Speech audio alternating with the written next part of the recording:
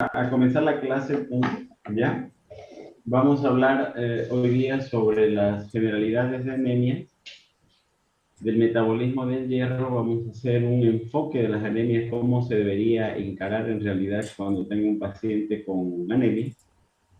Y luego vamos a entrar de relleno a hablar de las anemias ferropénicas. ¿Listo? Todo eso vamos a ver hoy día. Así que vamos a comenzar a compartir pantalla. Cualquier duda que haya, por favor, la realizan. ¿Listo?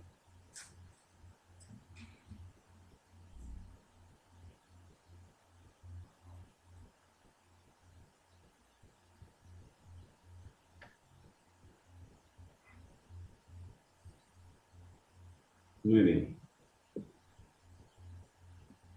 Vamos a comenzar hablando de la eritropoyesis. Para eso, nuevamente, es importante recordar que la distribución de las diferentes células en la médula ósea es de la serie granulopoyética 60-65%, la eritropoyética 30-35%, de ahí la relación granulocítica eritroide 2-1. Cuando hablamos del proceso de eritropoyesis, nuevamente hay que hacer recuerdo de que normalmente las células stem cell están inactivas. ¿En qué porcentaje? En 95%, ¿cierto? Y para que se activen, necesitan de diferentes interleucinas. Entonces, estas interleucinas habitualmente las que actúan de forma sinérgica son la 3, la 6, la unidad formadora de colonias de granulocitos monocitos y el factor estimulante de colonias, ¿ya? Adicionalmente a esto se suma la interleucina 11. ¿Alguien recuerda qué activa la interleucina 11?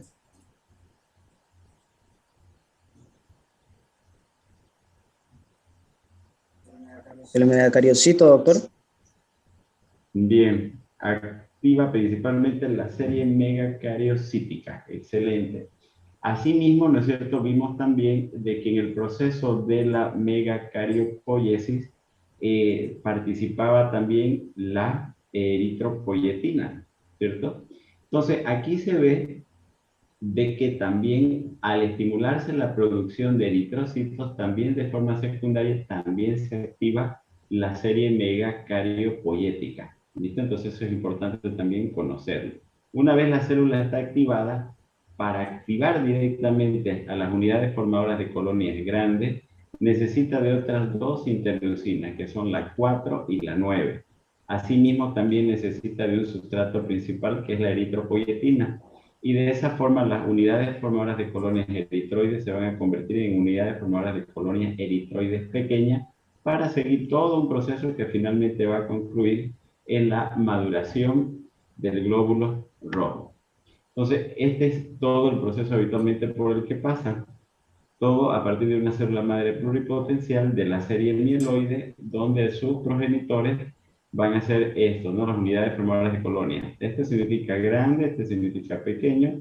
Luego pasan los precursores. El primer precursor que aparece, el pronormoblasto, luego el normoblasto basófilo, luego el policromático, luego el ortocromático.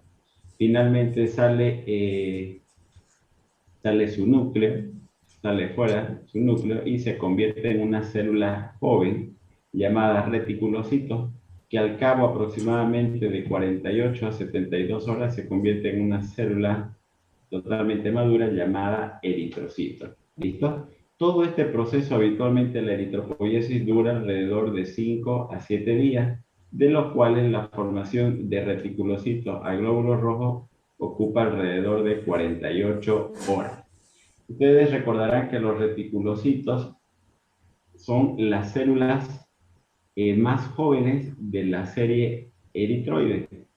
Por lo tanto, los reticulocitos también se convierten en un marcador indirecto de la eritropoiesis porque son habitualmente los que ya se suelen observar en sangre periférica. ¿Vale? Es decir, cuando hacen un hemograma, ya pueden reportarle reticulocitos, a su vez también de los glóbulos rojos. Difícilmente estas otras formas precursoras van a informar, a no ser que sea mayor al 20% ya para que se sospeche malignidad. La importancia de saber el conteo de reticulocitos, adelantándonos un poquito al tema de las anemias, es que nos va a permitir clasificar a estas anemias en dos grandes grupos de acuerdo al conteo de los reticulocitos. Entonces van a ser anemias regenerativas y anemias arregenerativas. Bueno, como su nombre lo dice, regenerativa significa que va a seguir todo este circuito de forma normal. Y regenerativa significa que en algún trayecto de su proceso de formación de glóbulos rojos se va a estancar. ¿Listo? Entonces, esto se hace en base al conteo, el porcentaje de reticulocitos. Habitualmente se toma un porcentaje que es el 3%. Ya vamos a ir detallando más adelante, solo que aquí me detuve para que vean la importancia de conocer a los reticulocitos.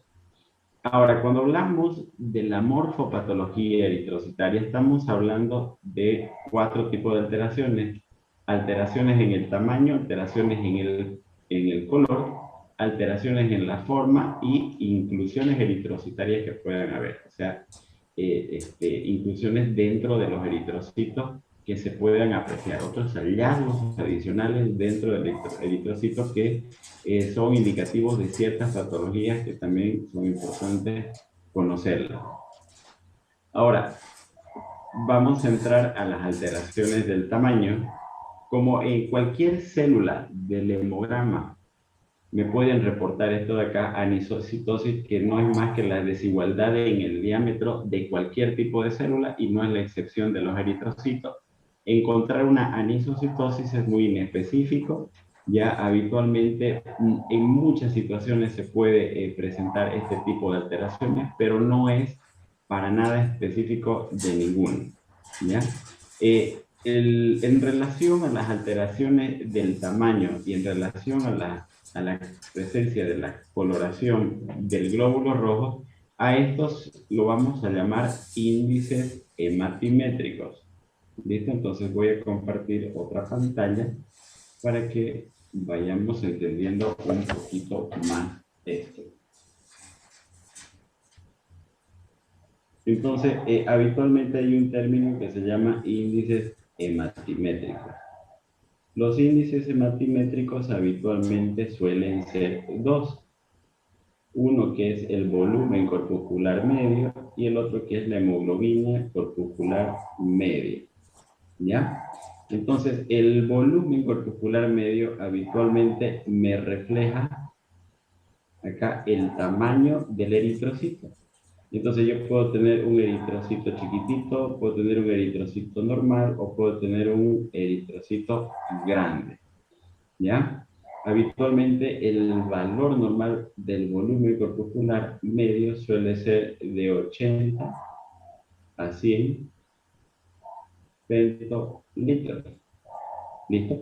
Entonces, eso es habitualmente el tamaño normal de un glóbulo rojo.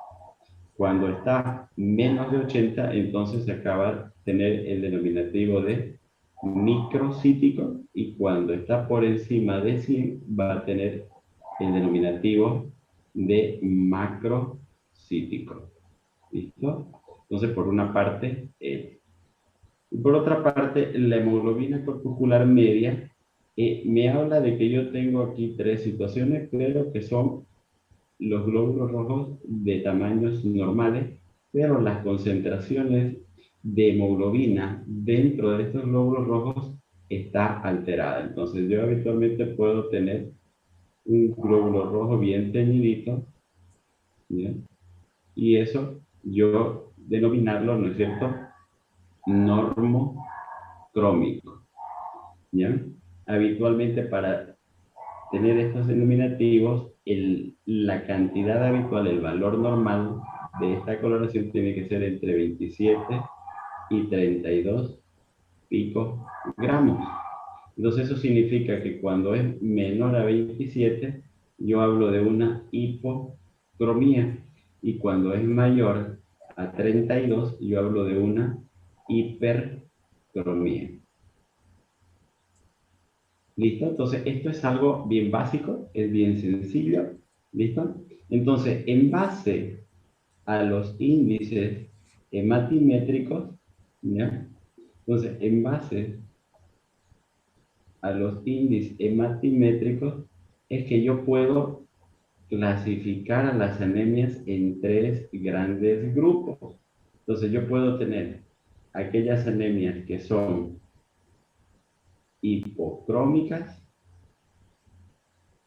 microcíticas, puedo tener aquellas anemias que son normocrómicas, normocíticas, y puedo tener aquellas anemias que son macrocíticas, habitualmente. En algunos casos puede ir acompañado de hipercrómica. La mayoría de los casos suelen ser solamente macrocíticas. Entonces, al momento de yo evaluar a un paciente con anemia, que es todo un mundo, no significa solamente agarrar y dar de tratamiento todo por igual, sales de hierro, es el peor error que se puede cometer. El hecho de no estudiar y clasificar y ir profundizando hacia la causa de la anemia es el otro de los errores que habitualmente suelen ocurrir. ¿Listo? Entonces, cuando yo digo de acuerdo a sus índices hematimétricos, ¿qué tipo de anemia tienen? Me refiero a que ustedes tienen que encajarlo en cualquiera de estos tres grupos. ¿Ok? Entonces, de esta manera vamos a ir avanzando. Eso es lo que quería comentarles en relación a esta primera parte que estamos hablando. Entonces, en ese sentido, ya hemos dicho no microcítico, macrocítico. Las causas lo vamos a ver en un ratito, ¿ya?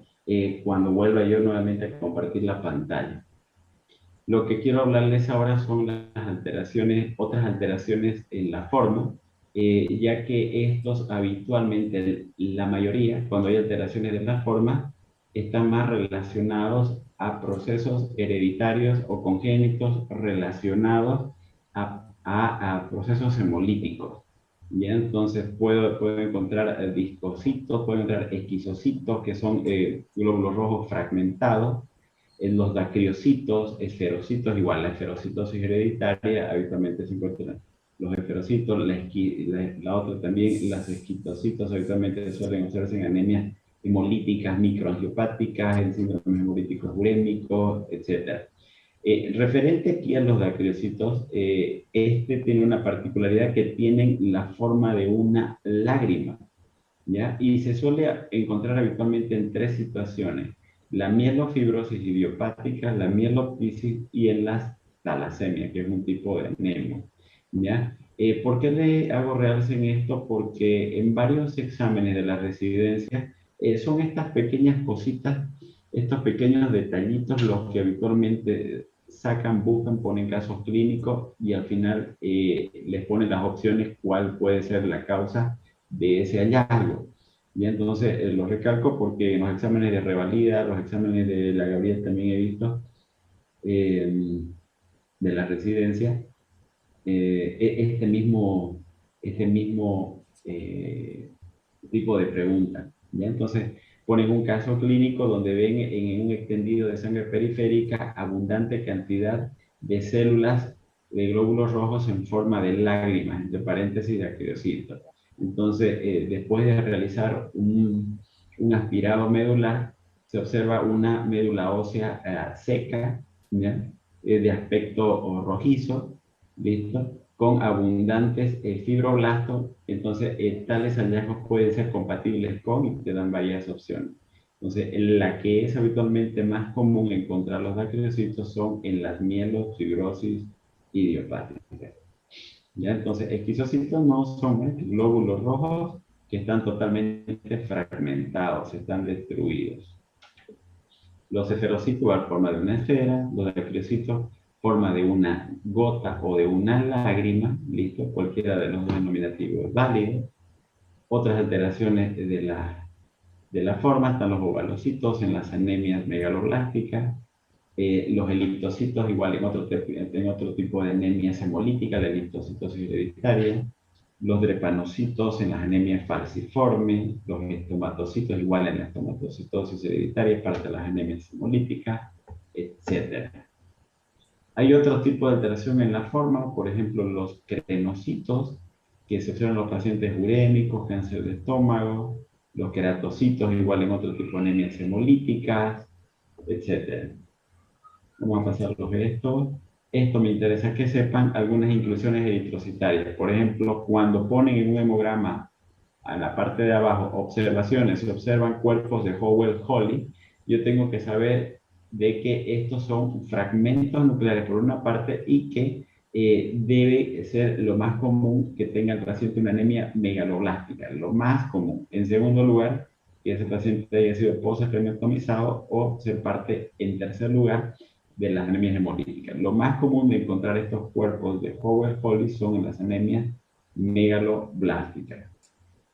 Otro dato también de las anemias megaloblásticas son los cuerpos de Pappenheimer, que son gránulos azul negruzco, igual en las anemias, perdón, las anemias sideroblásticas y en las talasemias. Bien, entonces, en base solamente a los índices matimétricos que acabo yo de hablarles, vamos a ir viendo un poquito de casos clínicos y ir relacionándolo con lo que se va a ir hablando a medida que vamos dando el tema. Por ejemplo, aquí hay un paciente de 13 años de edad, sexo femenino, y en el hemograma muestra una hemoglobina 8.9, hematocrito 30, tiene un BCM de 65, HCM 22, 7500 blancos y plaquetas 550 y 550.000. Antecedentes de periodos irregulares y abundantes. Entonces ahí la pregunta es, clasifique morfológicamente la anemia, o de otra manera decirlo, mencione cuáles son sus índices hematométricos de esta anemia. A ver, quiero una persona que me mencione, por favor. Doctor, ¿sería una anemia microcítica hipocrómica? Ya, muy bien, una anemia hipocrómica microcítica. ¿Qué otro hallazgo hay en ese hemograma? Hay una anemia moderada, doctor. ¿Qué otro hallazgo hay en ese hemograma? Una anemia moderada. ¿Qué otro hallazgo hay en ese hemograma?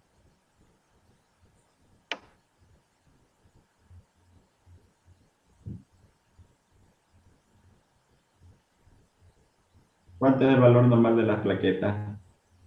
La-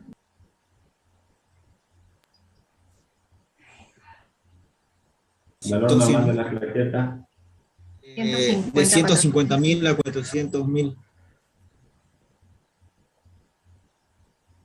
de 150.000 a 400.000 o incluso hasta 450.000. Y ahí está 550.000. ¿Cuál puede ser la causa de esa trombocitosis?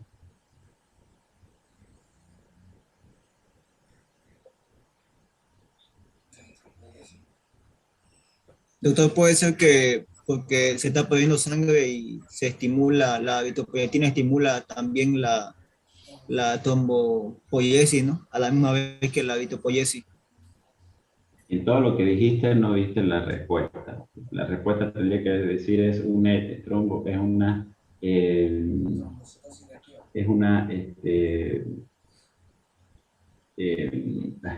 plaquetosis o un aumento de las plaquetas secundario a sangrados menstruales directamente. Directamente. Trombocitosis secundaria a sangrados menstruales. Habíamos dicho que las trombocitosis se dividen en primarias o centrales y secundarias o reactivas. Entonces, cuando yo digo cuál es la causa, entonces una causa secundaria a periodos menstruales irregulares. ¿Listo? Entonces, eh, la causa de la anemia, los periodos menstruales irregulares. Aquí otro caso clínico, paciente de 50 años, sexo femenino, examinada para la investigación de anemia, tiene una hemoglobina de 7, BCM de 115. ¿Qué, de acuerdo a sus índices matimétricos, qué tipo de anemia tiene? Una anemia macrocítica. Bien, nos quedamos ahí, solamente con esa hallazgo, ¿ya? Y en la serie roja hay glóbulos rojos con cuerpos de Howell-Holly, muchos ovalocitos y algunos megalocitos. Llega al alcoholismo, usa medicamentos y refiere ser portador de hipertiroidismo desde la juventud. Habitualmente, ¿en qué enfermedad se encuentran los cuerpos de Howell-Holly y ovalocitos? Anemia megaloblástica. Anemia megaloblástica. Anemia megaloblástica. Y la anemia megaloblástica es parte de las anemias macrocíticas. Bien, entonces todo encaja, ¿cierto? Ok, cuando hablamos de las clasificaciones etiológicas ahora de las anemias, ¿listo? Aquí lo mismo, comenzamos nosotros ya a rellenar nuestro mapa de acá. Bien, entonces cuando hablamos de las clasificaciones de las anemias, uno de los datos es de que se nos clasifica de acuerdo a sus índices hematimétricos. Lo que nosotros vamos a ver son aquellas que están en este grupo de acá, las hipocrómicas microcíticas. Y dentro de estas anemias hipocrómicas microcíticas hay 4 tipos de anemia. ¿Ya? Entonces, en primer lugar está la anemia ferropénica, también llamada ferropriva, nutricional, etc. En segundo lugar están las anemias de las enfermedades crónicas. En tercer lugar están las anemias sideroblásticas. Y en cuarto lugar están las famosas talasemias. ¿Listo? Entonces, para yo saber cuál de estas anemias es en realidad la que está llevando al paciente a una anemia hipocrómica microcítica, entonces ahí es importante recién el perfil de hierro. El perfil de hierro también llamado ferrocinética.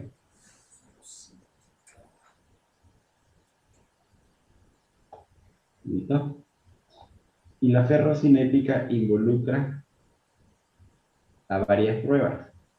La ferrocinética del hierro, entonces, está relacionado al hierro sérico, ¿listo? Está relacionado a la transferrina, está relacionado al porcentaje de saturación de la transferrina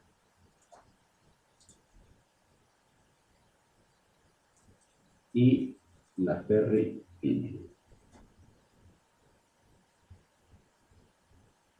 ¿Listo? Entonces, esas son las 4 pruebas del perfil de hierro. ¿Por qué pongo esto? Y es importantísimo, totalmente importantísimo.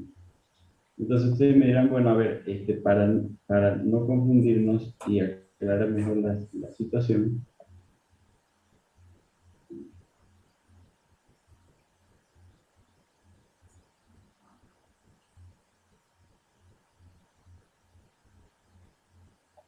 para aclarar mejor de la situación, cuando yo tengo un paciente con una anemia, yo tengo que tener una hermenéutica de enfoque hacia las anemias. Entonces, hay lo que se llama los famosos enfoque en las anemias. Eso significa de que yo tengo que seguir todo un formato para llegar a la causa. No significa encontrar el valor de la hemoglobina por debajo de los parámetros considerados normales, ya para decir que es anemia y darle a todos sale de hierro, vuelvo a decir, es el peor error eso. Entonces, el enfoque de las anemias parte de que yo tengo varios pasos que ir viendo para recién ir a encontrar la causa.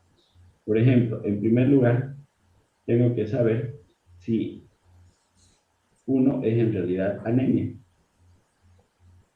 ¿Listo? Entonces, para eso, yo voy a clasificar a las anemias en leves, moderadas y severas. Las leves van a ser aquellas que están entre 9 y 12 de hemoglobina, ¿ya? La hemoglobina es en realidad quien define la presencia de anemia, ¿listo? Moderadas cuando están entre 7 y 9 y severas cuando están menor o igual a 7 gramos por decilitro. ¿Listo? El segundo paso es conocer el sexo del paciente. Si es un paciente masculino, si es un paciente femenino. En tercer lugar, tengo que ver sus índices hematimétricos. En cuarto lugar, tengo que ver el perfil de hierro. ¿Listo? Entonces, cuando yo sigo un orden a la hora de poder enfocar a un paciente que tiene anemia, entonces yo fácilmente puedo decir, estoy con un paciente que tiene una anemia leve femenino de características hipocrómicas microcíticas compatible con una anemia ferropénica, ya que tiene una ferritina por debajo de 20 miligramos y esta es secundaria a periodos menstruales abundantes. Entonces, si se dan cuenta, yo estoy siguiendo todo un orden hasta llegar a la causa etiológica de esa anemia. Cuando yo sigo ese orden, para mí se me simplifica absolutamente todo. Entonces, habitualmente este esquema es el que ustedes deberían seguir para poder saber qué tipo de anemia es el que tiene su paciente. ¿Listo?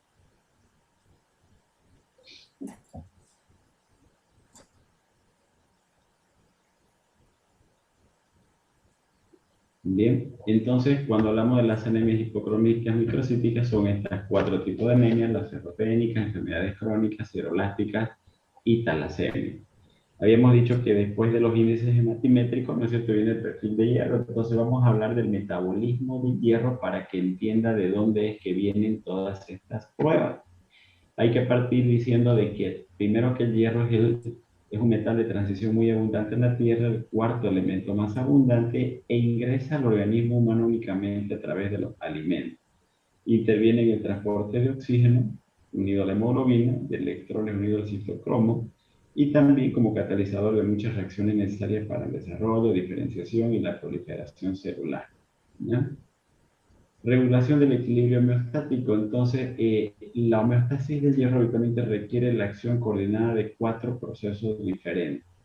Uno que es la absorción, otro el transporte, la utilización y la reserva. ¿Listo? Todo esto se hace con la finalidad de ¿qué cosa? ¿Para qué me sirve todo este proceso? Para formar más glóbulos rojos. ¿Ya? Entonces, lo que tenemos que saber es de que uno de los pilares para la formación de los glóbulos rojos es el hierro. Otro de los pilares para la formación de los glóbulos rojos es el ácido fólico. Otro de los pilares para la formación del glóbulo rojo es la vitamina B12. ¿Listo? Así como para construir una casa necesito ladrillos, cementos, madera, etc. De la misma forma, la materia prima para la formación de glóbulos rojos es el hierro, el ácido fólico, vitamina B12, y puede también dar sustento a todo esto la vitamina C.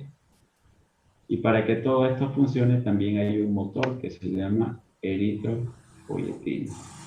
¿Listo? Entonces eso significa de que cuando tengo alteraciones en el hierro, en la eritropoyetina, ácido fólico, vitamina B12 o vitamina C, ¿no es cierto?, voy a tener anemia. Entonces la clave está en saber cuál de todas estas situaciones fue la que me llevó a una anemia, porque el tratamiento va a ser diferente. Si se dan cuenta, solamente en algunos casos voy a utilizar hierro, en otras cosas, en otros casos, el tratamiento va a ser en base a eritropoyetina. En otros casos, el tratamiento va a ser en base a vitamina B12 o ácido fólico. ¿Ya? Entonces, por eso es que no todas las anemias el tratamiento es en base a sales de hierro. Cuando hablamos del hierro, entonces, el cuerpo humano tiene solamente de 3 a 4 gramos de hierro. Eso quiere decir de 40 a 50 miligramos de hierro por kilogramo de peso corporal. ¿Cómo está distribuido este hierro en mi organismo? Bajo la forma de hierro de depósito en un 25%. ¿Cuál es la forma de depósito del hierro? La principal, ferritina. De ahí que uno de los estudios, y quizás el más importante del estudio de ferrocinética o perfil de hierro, es la ferritina, la forma de almacenamiento del hierro. ya que cuando yo entro en un balance negativo del hierro, ¿listo? Lo primero que va a caer son mis depósitos, porque es el lugar donde yo voy a sacar para poder suplir aquellas necesidades que está sufriendo mi organismo.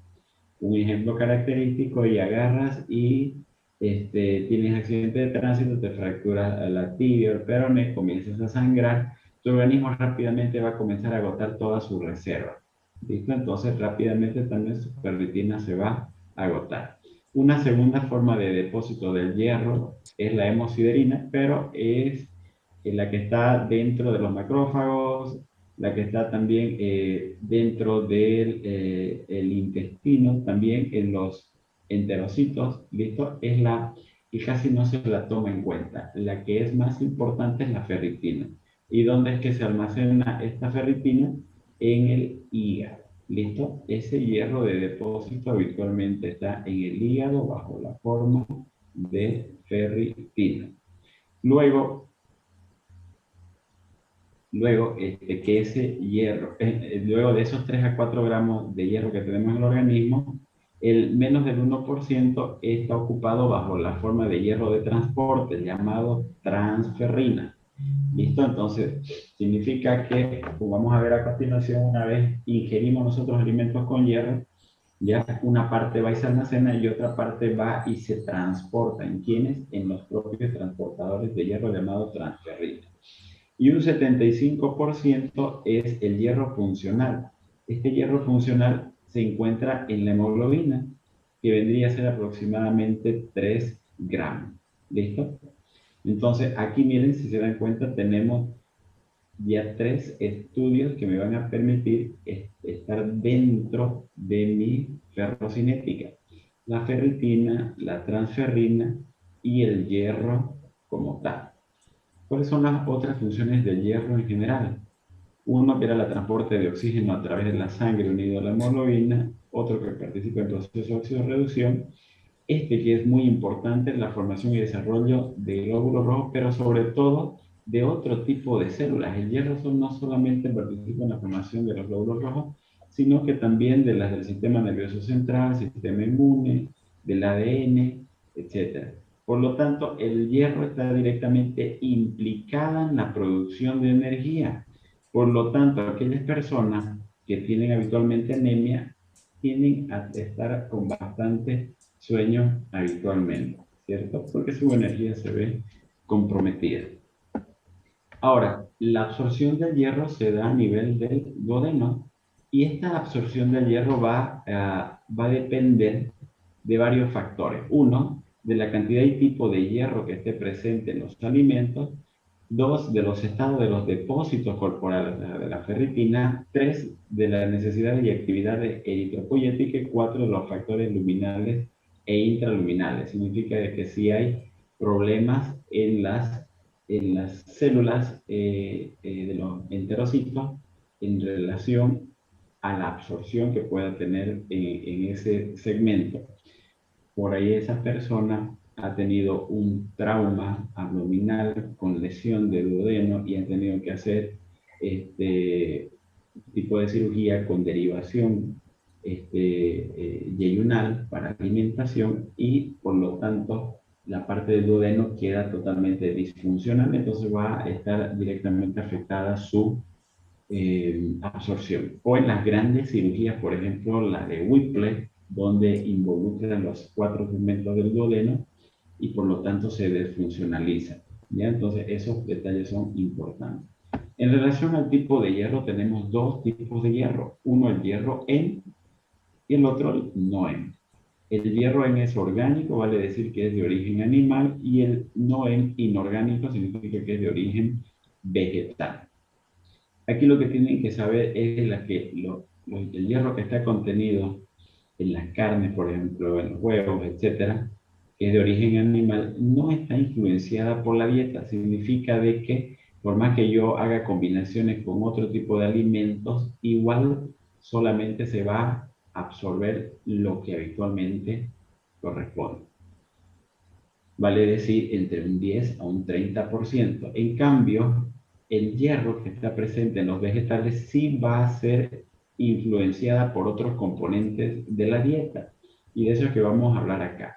¿Cuáles son aquellos factores que modifican la absorción del hierro no N? El no N, vuelvo a decir, es el que es de origen vegetal.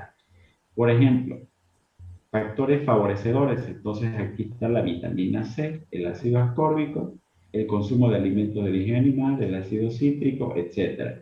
Esto significa de que si yo agarro y consumo, por ejemplo, espinaca con un vaso de jugo de naranja, voy a favorecer más la absorción de ese hierro presente en la espinaca. En cambio, si yo agarro y consumo cereales como arroz, trigo, maíz, té, café, remolacha sobre todo, ¿ya?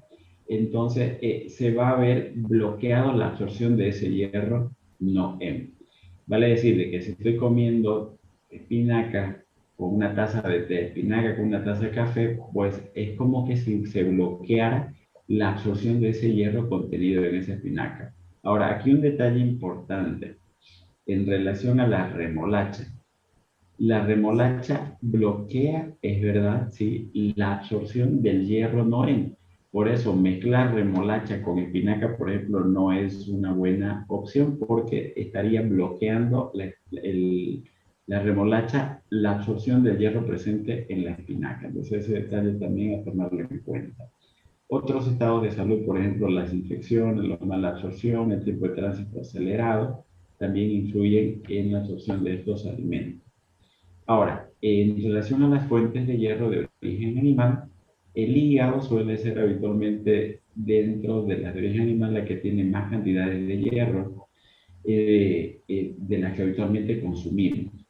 La morcilla, sin embargo, se ha visto que tiene mucho más concentraciones de hierro, pero bueno, yo no le voy a decir a mi paciente que tiene una anemia ferropénica, señor, vaya y cómase 2 chorizos todos los días para contrarrestar su anemia que tiene, ¿no? Entonces, ese es el inconveniente de no poder prescribirlo de forma adecuada. Las carnes rojas, de res, de cerdo, carnero, tienen igual hierro de origen animal, el jamón, el pollo, los mariscos, los pescados, huevos, los picadillos de res, soya, etcétera, todos son hierro de origen animal. En cambio, los de origen vegetal, por excelencia, es la espinaca. Nos hacían creer desde que nosotros éramos niños de que por la coloración en realidad la beterraba, ¿no es cierto? Era la que tenía, o que es la remolacha, lo mismo, tenía mayores cantidades de hierro. Pues déjeme decirle que en realidad es el que tiene menos concentraciones de hierro, la remolacha. ¿Listo? Entonces, por lo tanto, hay otros que son mucho más cargados de hierro y que es importante consumir. Entonces está la espinaca, luego está el perejil, los frijoles, lechugas, acelgas, la soya, etc. Entonces, resulta que agarra y consumimos hierro, sea de origen animal o vegetal, llegan al duodeno y en el duodeno va a llegar el hierro como un hierro trivalente. Pero para internalizarse dentro del enterocito necesita convertirse en hierro divalente. Quien se va a encargar de eso es una enzima llamada ferrirredutasa. Lo va a convertir en un hierro divalente y así va a tener receptores que se llaman transportadores de metales divalentes tipo 1. Y de esa manera se va a internalizar el hierro dentro del enterocito. Aquí este hierro puede quedarse como depósito o puede irse hacia la membrana vasolateral del enterocito, donde gracias a la efactina ya va a permitir que el hierro que era divalente se convierta nuevamente en trivalente y pase al torrente circulatorio, donde aquí le va a estar esperando la transferrina para transportar ese hierro hacia los glóbulos rojos. Todo esto obviamente va a ocurrir en la membrana vasolateral. Entonces resulta ser de que solamente el 10% del hierro que ingerimos en nuestra dieta se absorbe. Eso quiere decir que solamente 1 o 2 miligramos de hierro van a ser absorbidos en nuestro organismo, ¿ya? Y la distribución, bueno, ya lo hemos visto, alrededor de un 10 a 20% bajo la forma de almacenamiento como ferritina, y para la formación de glóbulos rojos en la hemoglobina en un 75%. Entonces, una vez ese hierro se mete dentro de la transferrina, entonces hay un estudio que se llama capacidad de fijación del hierro a la transferrina, que es el famoso TIF, capacidad de fijación del hierro a la transferrina. Y por otra parte, hay el porcentaje de saturación de la transferrina. Eso significa, el porcentaje de saturación de la transferrina significa cuántos normalmente pueden entrar dentro de la transferrina. Habitualmente la cantidad es entre un 30 y 40%. La saturación normal de hierro en la transferrina es de un 30-40%. Ahora, otra cosa es la capacidad de fijación del hierro a la transferrina. Eso significa cuánto hierro es capaz de fijarse realmente dentro de la transferrina, poca o alta cantidad, a eso se refiere. Entonces, este es un glóbulo rojo y estos son receptores para la transferrina que están esperando el glóbulo rojo. Una vez llegan al glóbulo rojo, entonces se internaliza esta transferrina dentro de este glóbulo rojo, forman un complejo transferrina-receptor y es liberada a las moléculas de hierro en las mitocondrias para la producción de energía, para la formación de hemoglobina, etc. Y nuevamente, esta transferrina, pero que ya no tiene moléculas de hierro, va a recibir el nombre de apotransferrina y nuevamente es llevado a la superficie para liberarla libre de hierro. ¿Listo? Entonces la apotransferrina es una transferrina libre de hierro, no se vayan a olvidar. Bien, entonces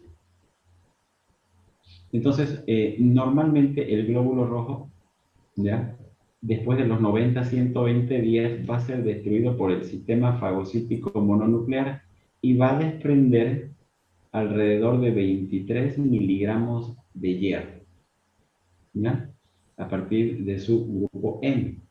¿Listo? Entonces, de estos 23 miligramos, 2 miligramos más se van a sumar resultado de la eritropoyesis ineficaz. Eso significa que no se desarrolló eficazmente la formación de glóbulos rojos, que eso habitualmente sí suele suceder y en un mínimo porcentaje, ¿ya? Entonces, significa que va a pasar al plasma 25 miligramos de hierro que habitualmente siempre están disponibles. Va a haber un intercambio de esos 25 con mi hierro de depósito de 2 miligramos y van a quedar directamente en plasma 23 miligramos, que nuevamente resultado de la absorción de la dieta del hierro, entonces van a formarse nuevamente 25 miligramos. Y estos 25 miligramos se van a ir a la médula ósea para la síntesis de hemoglobina. ¿Listo? Entonces, eso significa que se requiere entre 23 y 25 miligramos de hierro de forma diaria para la formación de glóbulos rojos. Ahora, eso habitualmente ocurre, pero tenemos que tener mecanismos que regulen la absorción del hierro y mis concentraciones de hierro dentro del organismo. Tengo adecuadas concentraciones de hierro y por lo tanto eso me va a permitir que tenga adecuadas cantidades también de hemoglobina. Pero imagínense de que si no hubiera alguien que regule eso, todo el tiempo estuviera yo teniendo más y más cantidades de hemoglobina. No me mantendría ya en rangos normales, ¿cierto? Entonces, para eso hay una hormona que es fantástica, que se llama epsidina. La epsidina es una hormona que es producida en el hígado en respuesta a un estímulo de la interleucina 6. Y esta interleucina 6 se estimula cuando mis depósitos de hierro están totalmente llenos. Se llenan mis depósitos de hierro e inmediatamente se libera interleucina 6, se estimula en el hígado la producción de epsidina y la epsidina va a ir directamente a las vellosidades intestinales a decir, y aquí ya no se absorbe más cantidades de hierro. Va a ir al macrófago y va a decir, no me sale de ahí más cantidades de hierro. Entonces significa que a partir de ahí el excedente de hierro que yo siga consumiendo se va a ir eliminando o utilizando para otro tipo de procesos, pero ya no para la formación de hemoglobina. ¿Listo? Entonces, ya cuando hablemos del otro tipo de anemia, que son las anemias de las enfermedades crónicas, ya entonces ahí vamos a ver el papel de la interleucina 6. La interleucina 6 es una interleucina de la inflamación. De ahí también sale, ¿no es cierto?, de que cuando estamos con COVID, ¿por qué se pide ferritina? ¿No es cierto? Porque al haber tanta inflamación, se bloquea la hepcidina y se comienza a aumentar mis cantidades de ferritina de forma discriminada por tanto proceso inflamatorio que existe. Y es por eso que también la ferritina se lo considera también un marcador de inflamación. Entonces, miren, esto es habitualmente lo que ocurre. Parece chino, pero no es nada de aquello. Miren, entonces, estamos acá en las velocidades intestinales y llega el hierro, ¿no es cierto? Una vez se convierte de hierro trivalente a divalente, gracias a una efactina, agarra a través del transportador de metales divalente, ingresa dentro del enterocito, pasa a la membrana vasolateral y nuevamente a través de la efactina es convertido de hierro divalente a trivalente. Pero aquí hay un detallito, ¿ya? Que tiene la misma similitud tanto en el enterocito como en el hepatocito, como en el macrófago. Ya hay una puertita, a esa puertita la vamos a llamar ferroportina. La ferroportina es la que permite la salida del hierro hacia la circulación. Y aquí es donde es transportado, obviamente, con la transferrina. ¿Hacia dónde? ¿No es cierto? Un porcentaje 10 a 20% para la forma de almacenamiento, ¿no es cierto? ¿A dónde? Al hepatocito. ¿Listo? Entonces, una vez agarra y se llena mis depósitos de hierro en el hepatocito, se activa la interleucina 6 y se comienza a liberar la hepcidina. Y la hepcidina va a ir directamente acá al enterocito, va a ir al hepatocito y va a ir al macrófago a decir, de ahí no me sale más cantidad de hierro. Ya no se me absorbe más cantidad de hierro del enterocito, el hepatocito ya no libera ferritina y el macrófago tampoco ya no libera hierro. Por lo tanto, de esa manera es de que la hepcidina se convierte en la hormona principal de regulación de las concentraciones de hierro en mi organismo. ¿Ok?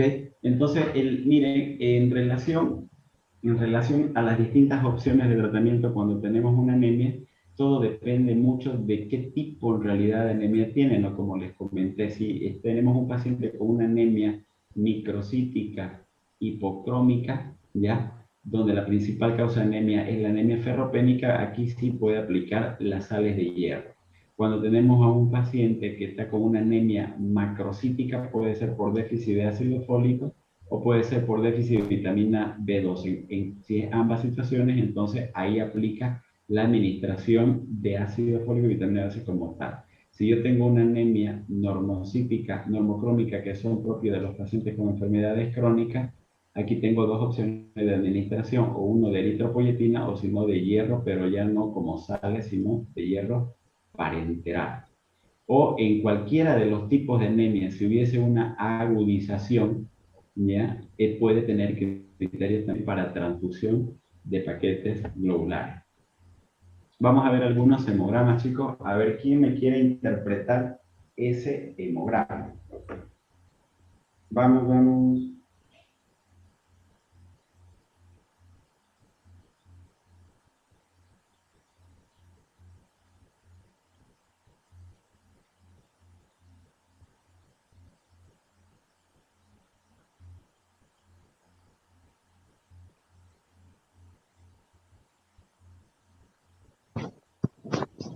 Doctor, buenas noches. Buenas noches. Doctor, quería hacer una consulta referente a lo que usted explicó de la epsidina. Entonces, en un proceso inflamatorio, ¿se liberan de igual manera la epsidina que bloquea la absorción de hierro? En este Claro, tipo, tremendamente abundante. El desencadenante para ello es el proceso inflamatorio y parte de la inflamación es la interleucina 6. La interleucina 1, la 2, la 6, la 7, la 10, factor de necrosis tumoral alfa, este, son partes de las interleucinas de la inflamación. en este tipo de pacientes, doctor, entonces no es conveniente dar una administración por vía oral, eh, hierro, por el tema de la epsidina, entonces, doctor. ¿Por el qué no le entendí ahí? O sea, si el paciente cursa con una anemia ferropénica, la administración de hierro por vía oral no estaría indicada por el tema de la epsidina, porque no va a haber absorción. ¿Estoy en lo correcto? No, no, no, no, no, no, no, no, no, se está equivocando. Vamos a volver a aclarar eso. Vamos por pasos, por eso yo le presten mucha, pero mucha atención. Vuelvo a decirlo. La epsidina se activa cuando mis depósitos de hierro están repletos, cuando están llenos. Mis depósitos de hierro normal son entre 250 y 500. Mis depósitos de hierro están llenos, significa de que mi hemoglobina está normal. Cuando estoy con anemia, entonces, y estamos hablando de anemia ferropénica, cuando estoy con anemia ferropénica, pues entonces no se libera epsidina. No se libera epsidina porque no están llenos mis depósitos. Solo cuando están llenos mis depósitos de hierro, se libera epsidina para que ya no se absorba más cantidades de hierro. Pero si más bien estoy con una carencia de hierro, se bloquea la producción de epsidina para que más bien se absorba hierro que yo vaya a ingerir para poder llenar mis depósitos con ferritina. Ah, ya, doctor, perfecto. Yo había leído un artículo, doctor, entonces no comprendí muy bien. Ahora ya está claro, doctor. Ahora quisiera que me interpreten este hemograma, por favor. Doctor, creo que es un hemograma normal según los parámetros que estoy viendo. Está dentro de los parámetros normales. Ya, muy bien. Este hemograma, Mm, pero no los citos que encuentre. Una anemia leve, microcítica, hipocrómica. no. No, normocítica y también normocrómica, porque va de 27.2. Bien, Normocítica entonces y es una anemia normocrómica. leve normocítica normocrómica. Anemia leve normocítica normocrómica. Bien. Sí. Esto vendría a ser lo mismo ya que hablamos, ¿no es cierto? Los índices matimétricos, el volumen corpuscular medio y hemoglobina corpuscular media. Ahora, lo otro que nos interesa acá es la cuenta corregida de reticulocitos. ¿Ya? Entonces, ¿para qué me sirve la cuenta corregida de eritrocitos? Para evaluar la eritropoiesis de forma indirecta. Habitualmente no me reportan, si yo no lo solicito, el conteo de reticulocitos. Entonces yo puedo pedir un hemograma completo y reticulocitos, que vendrían a ser estos de acá. Siempre los reticulocitos le van a reportar en porcentaje, pero ese reticulocito está en relación a la cantidad de sangre total. Ya vale decir en relación al hematocrito, es por eso, perdón, en relación a la sangre total, y se lo tiene que ajustar al valor del hematocrito, por eso esta es la fórmula. Entonces, la fórmula habitualmente es recuento de reticulocitos por hematocrito dividido entre el hematocrito de referencia, ¿ya? El resultado habitual debería ser de esto entre 2 y 3%.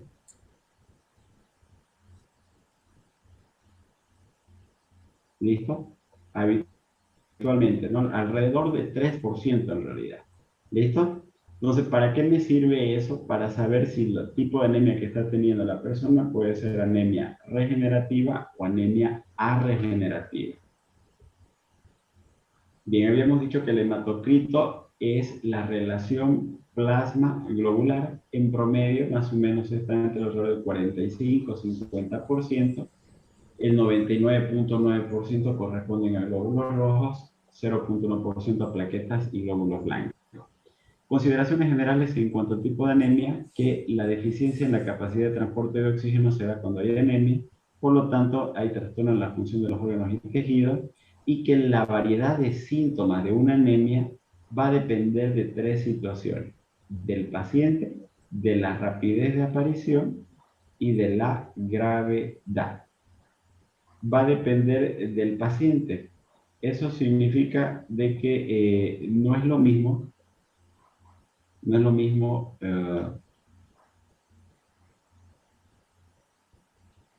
aquí vamos a poner un hombre y una mujer.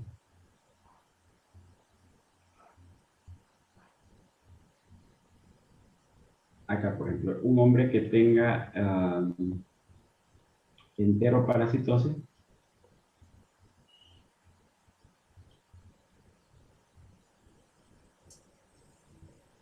en el cual venga con una hemoglobina de 4,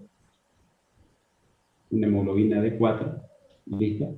Y no tenga síntomas,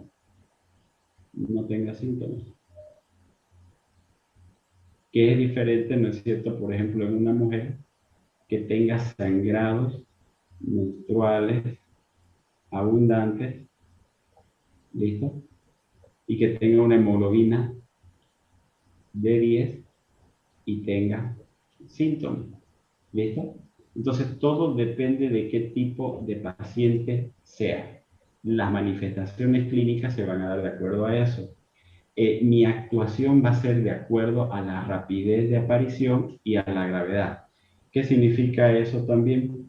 De que, volviendo con este caso de acá, hay niños del Chapare, ¿ya? O hombrecitos del Chapare, que vienen llenitos de parásitos con hemoglobina de 4, caminando, y lo único que tienen es palidez. ¿Ya? Entonces, y lo que dicen habitualmente, no, hay que transfundirle sangre, porque tiene una anemia severa.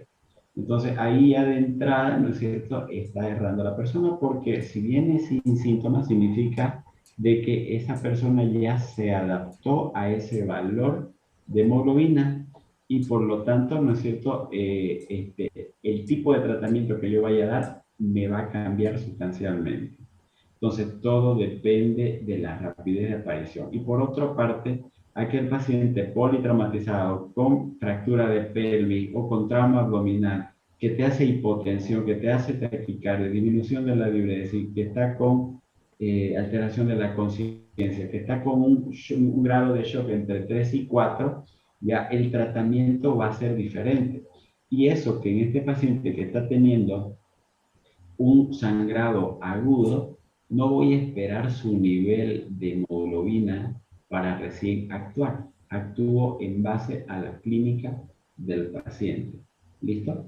Eso en relación a la rapidez y a la gravedad. Otro ejemplo, por ejemplo, en los pacientes que son cardiópatas o pacientes que tienen problemas pulmonares y son dependientes de oxígeno. En estos pacientes, aunque no tengan síntomas, ya debo mantener siempre su hemoglobina entre 8 y 10. Y estos sí se pueden ser candidatos por el solamente hecho de tener problemas cardíacos o depender de oxígeno, por solamente ese hecho de transfusión de paquetes globulares. Problemas cardíacos me refiero a que ha tenido una cirugía de corazón abierto, tiene angina de pecho, tiene infartos, cualquiera de esas situaciones en el que la oferta-demanda de oxígeno en el miocardio se vea comprometida, en ellos sí tengo que transfundir. Entonces está muy en relación a la gravedad y a la rapidez de aparición en cuanto si es agudo, subagudo o crónico. Para eso es importante tomar una buena anamnesis, ya buscando sobre todo los datos relacionados a la anemia. Y en relación a esto es muy común en los diagnósticos que pongan anemia clínica. ¿No es cierto? No sé si han visto ustedes. Diagnóstico anemia clínica. Entonces, ese diagnóstico está mal hecho, porque yo en realidad el diagnóstico que tengo que colocar es síndrome anémico, que es el conjunto de síntomas y signos que agrupan a una determinada enfermedad, ¿cierto? Entonces, cuando dicen anemia clínica, ¿cuál es la anemia traumatológica? ¿Cuál es la anemia oftalmológica? ¿Cuál es la anemia pediátrica? ¿Cuál es la de cualquier especialidad? Podría decir, ¿no es cierto? Y no existe en realidad ese término de que tengo que ver la clínica, sí, pero como diagnóstico de esa manera no. Entonces, en anamnesis, importante, si ya tiene una anemia del nacimiento, podría ser una opción que esté con talasemia, si es en la edad media de la vida, puede ser una opción las anemias perniciosas, o en cualquier edad de la vida también pueden ser las anemias por déficit de folato o de hierro. Ahora, ya desde hace muchos años ya se quedaron en los valores establecidos para definir anemia tanto en hombres como en mujeres. Y se ha visto que un varón, cuando tiene una hemoglobina menos de 13, ya se considera anemia. En cambio, una mujer, cuando tiene una hemoglobina menos de 12, recién se considera anemia. ¿Listo? Ahora, un ojo con este detalle acá. Cuando hablamos de la definición de anemia, dice disminución de la hemoglobina por debajo de los parámetros considerados normales, pero de acuerdo a 3 situaciones. Y esas 3 situaciones son la edad, sexo y altura. Entonces significa que en base a esas 3 situaciones van a cambiar estos parámetros. Por ejemplo, la edad no es lo mismo el valor de la hemoglobina de un recién nacido de un niño que de una persona adulta. Uno, la edad. Dos, el sexo. No es lo mismo la hemoglobina de una mujer que está en edad fértil que de un hombre, ¿no? Por el hecho de los periodos menstruales de ya, ¿no es cierto?, manejan otros valores. Y número tres, de acuerdo a la altura. No es lo mismo, ¿no es cierto?, los valores de hemoglobina de los que viven en La Paz, Oruro, Potosí, que los que viven en Santa Cruz, Benipan. Están a menos niveles de altura. A mayor nivel de altura, menor presión parcial de oxígeno, por lo tanto, mayor estímulo de eritropoyetina para producir más cantidad de glóbulos rojos para compensar las necesidades de falta de oxígeno que siente esa persona en las alturas. De ahí de que ellos suelen desarrollar habitualmente eritrocitosis secundaria. ¿Ya? Entonces, miren, entonces tenemos las anemias que pueden ser microcíticas, monocíticas, macrocíticas, ya lo vimos eso. Y dentro de las anemias microcíticas, cuando hablamos de un perfil de hierro o ferrocinética, el que más nos interesa en realidad para definir que es una anemia ferropénica es la ferritina. ¿Ya? Entonces, el valor normal de la ferritina es 250-500 nanogramos por ml. Sin embargo, cuando ya comienza a disminuir mi ferritina, no voy a esperar a que disminuya menos de 10 para decir que es una anemia ferropénica. Ya yo sé que está comenzando a haber depleciones de mis depósitos de hierro y tengo que tomar medidas de actuación. Solo que lastimosamente las anemias ferropénicas son diagnosticadas cuando ya están en un estadio manifiesto, cuando ya es todo notorio, pero no se ven aquellas personas que tienen factores de riesgo para desarrollar anemia ferropénica y dar suplementaciones de hierro de forma adecuada, correcta y a las dosis que son necesarias. En cambio, cuando la ferritina es mayor a 200, entonces se piensa en anemia sideroblástica, talasemia o en enfermedades crónicas. En relación al recuento de reticulocitos que les comentaba, que está dentro de las anemias normocíticas normocrómicas, entonces o son arregenerativas menos del 3% o regenerativas más del 3%. ¿Listo? Dentro de las que son regenerativas significa que hay situaciones en las que se está produciendo de forma más rápida glóbulos rojos. Entonces, hay dos situaciones. Uno, cuando tengo una pérdida aguda de sangre, bueno, un politraumatismo, entonces mi organismo rápidamente comienza a producir más glóbulos rojos, por lo tanto van a salir más cantidad de reticulocitos. Y por otra parte, cuando hay procesos hemolíticos, se está comenzando a destruir más cantidad de glóbulos rojos, pues igual mi médula ósea comienza a liberar más cantidad de reticulocitos y glóbulos rojos posteriormente. En cambio, por el otro lado, cuando son arregenerativas, significa que por alguna razón yo tengo que investigar en primer lugar en mi médula ósea si es que no se está produciendo glóbulos rojos por algún motivo. Ya, lo ideal sería hacer acá un estudio de médula ósea para ver si no es una aplasia medular, una mielodisplasia o una mielotisis, que son condiciones propias de la médula ósea que están interfiriendo en la eritropoyesis. Si fuera la médula ósea normal, entonces aquí encajarían las enfermedades crónicas. ¿Listo?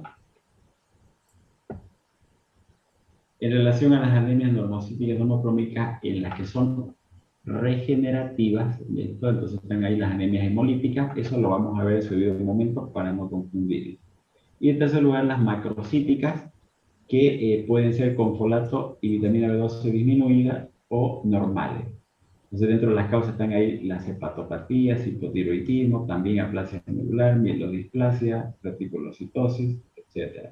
Y en aquellos que es disminuida la cantidad de folato y vitamina B12, lo ideal igual es hacer una biopsia de médula ósea para ver si no se trata de una anemia megaloblástica. Bien, seguimos avanzando entonces. ¿Quién me interpreta ese hemograma?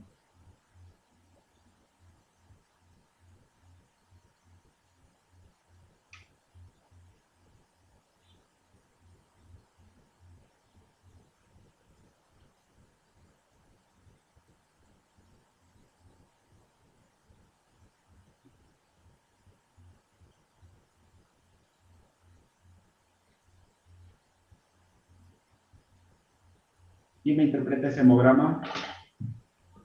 Anemia moderada, doctor, microcítica, hipocrómica. ¿Qué más? em,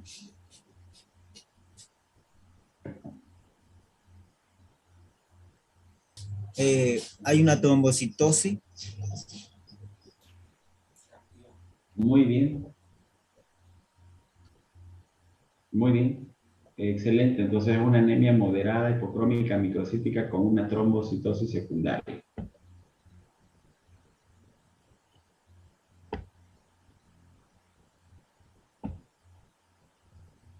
Otra persona que interprete ese hemograma aparte de Gerson.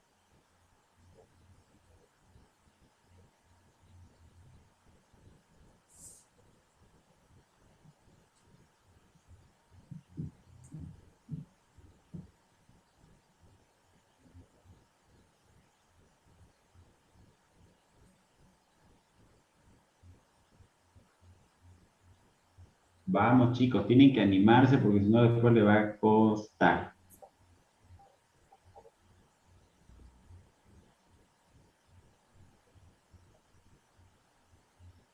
¿Quién interpreta ese hemograma?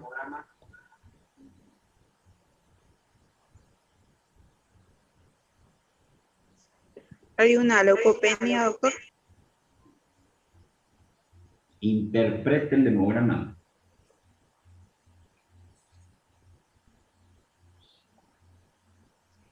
Una anemia normocítica normocrómica, doctor.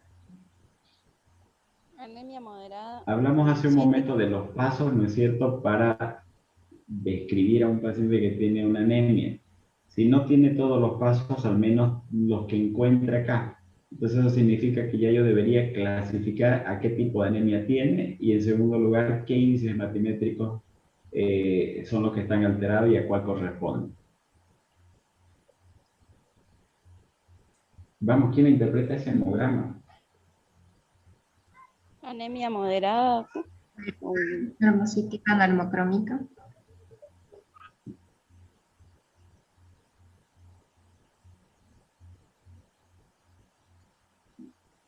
¿Quién más quiere opinar de ese hemograma? Anemia Hay una moderada con una plaquetopenia, plaquetopenia doctor. secundaria.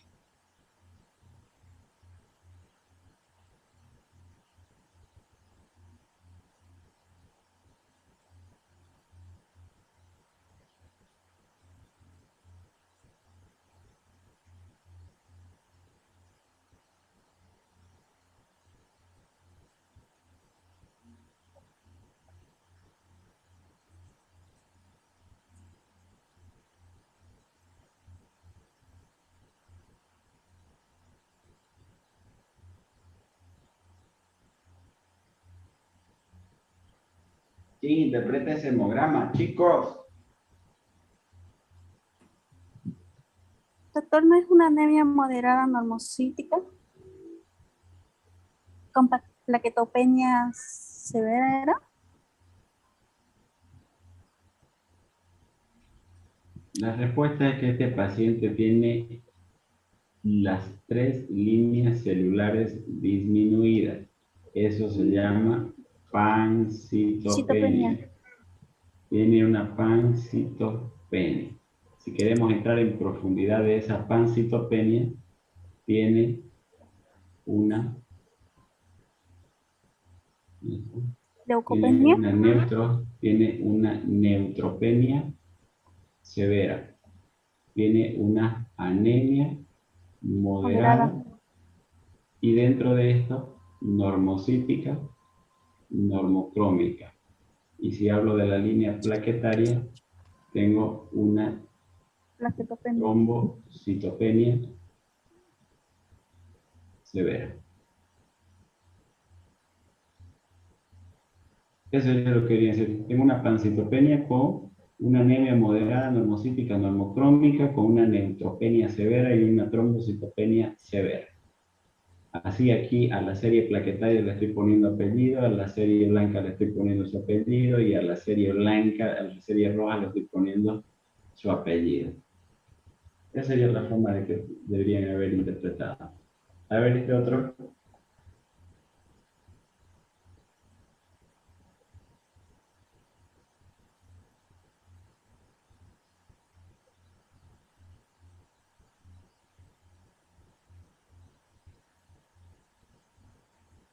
¿Qué le parece ese hemograma?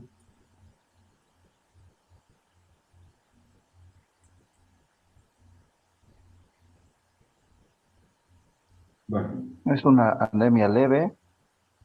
Normocítica, normocrómica. Ya, perfecto.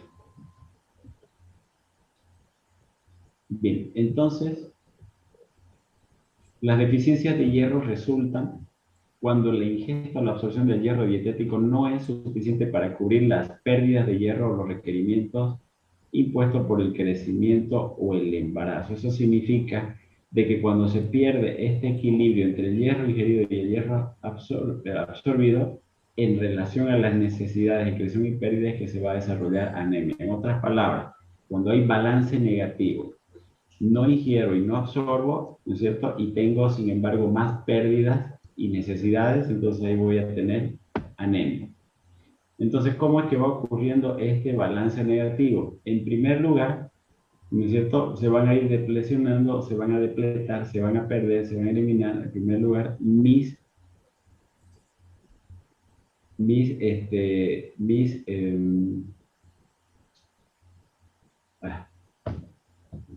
depósitos de hierro. Y mi depósito de hierro es bajo la forma de ferritina. En segundo lugar, de forma transitoria y pero muy rápida, de forma muy rápida, va a aumentar la transferrina. Eso significa de que tengo poca cantidad de hierro que se está absorbiendo, entonces de forma compensatoria van a aumentar los transportadores esperando que llegue más cantidad de hierro a ser transportado. Pero después ya de unos días rápidamente va a caer la transferrina. Entonces, como aumenta la transferrina, inicialmente va también a aumentar la capacidad de hierro, la capacidad de fijación de hierro a la transferrina. Significa que como que si todos quieran meterse dentro de la transferrina para ser transportado.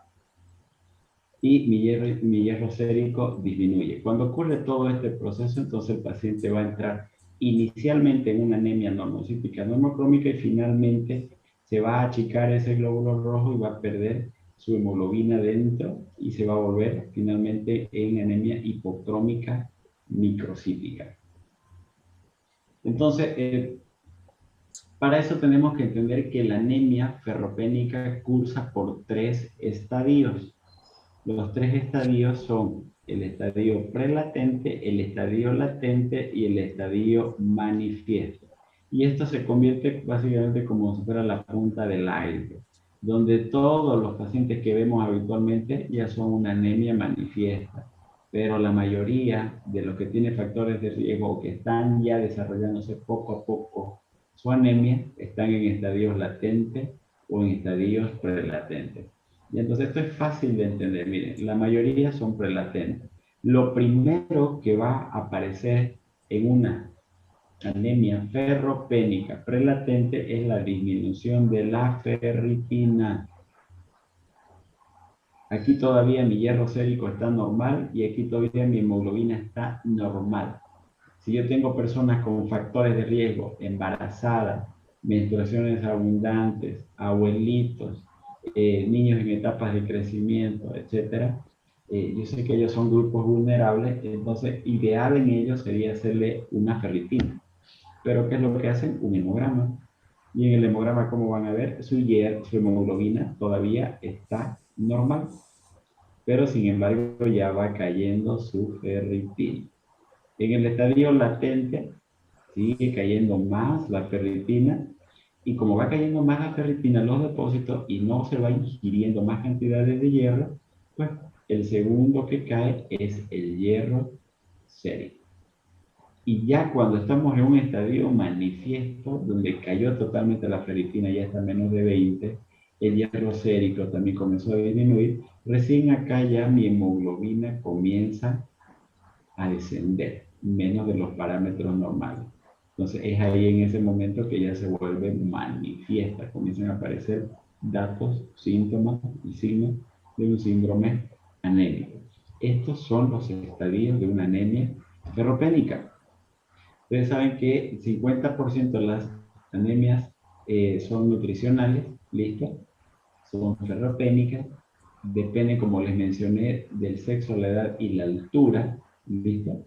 La distribución de acuerdo a las edades es que 20-40% son niñas, mujeres adultas 20-35%, embarazadas 38%. Entonces, por lo tanto, los grupos más vulnerables son estos tres de acá, niñas, mujeres adultas y embarazadas.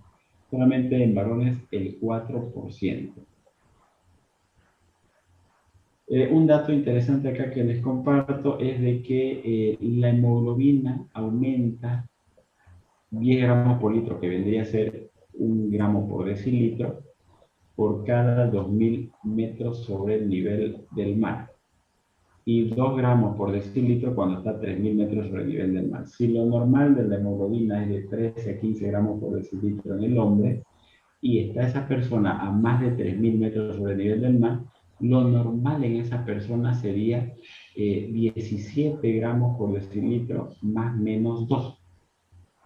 ¿Ok? Entonces, que valga esa aclaración. Entonces, miren ahora el detalle acá.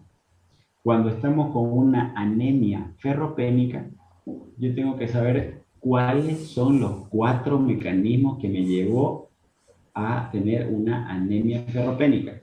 ¿Listo? Entonces, primero que hemos dicho que tiene anemia, si es leve, moderada o severa. Segundo, si es de sexo masculino o femenino. Tercero, índice hematimétrico, ya, es una anemia hipocrómica microcíclica. Cuarto, de acuerdo al perfil de hierro, su ferritina está menos de 250. Vamos a hacer de cuenta que ya está menos de 10 o de 20. Ya, listo, anemia ferropénica. Ahora, ¿qué lo llevó a tener una anemia ferropénica? 4 mecanismos existen para aquello. Número 1, ingesta de hierro inadecuada, en lactantes, en las personas vegetarianas. ¿Listo? Entonces, ese es uno de los principales mecanismos. El número 2 es defectos en la absorción, gastrectomizados, mala absorción intestinal, problemas en el duodeno en relación a su absorción, etc. Número 3, pérdidas aumentadas. Y cuando hablamos por pérdidas aumentadas, puede ser a nivel ginecológico, a nivel gastrointestinal, a nivel urinario, a nivel respiratorio, a nivel, en realidad, por donde se pierda sangre, ¿no es cierto? Esa persona puede caer en anemia. Entonces, por eso que yo les decía, ¿no? Tiene una anemia ferropénica secundaria a pérdidas menstruales abundantes, ¿no? Entonces, ya yo encontré que la causa en realidad son por pérdidas uterinas. Listo, lo propio, igual, un paciente con hemorragia digestiva, igual, ¿no? Pérdidas gastrointestinales secundarias, hemorragia digestiva, altas de origen no varicial por una úlcera gástrica localizada en cuerpo fondo gástrico y que además a través de una endoscopia digestiva alta se ve que hay una calcificación de Forrest 1B. ¡Wow! O sea, que alguien me venga y me cante a mí así de esa manera, pues es fantástico. Mi aplauso para esta persona. ¿Listo? Y el cuarto mecanismo son los requerimientos aumentados. Aumentas el requerimiento en el embarazo, lactancia y la infancia. Entonces yo siempre tengo que buscar cuál es la causa en sí para que ese paciente llegue a tener una anemia ferropénica. Y estos son los grupos más vulnerables, por lo tanto, en estos grupos se debería solicitar ferritina para ver cómo están sus depósitos de hierro.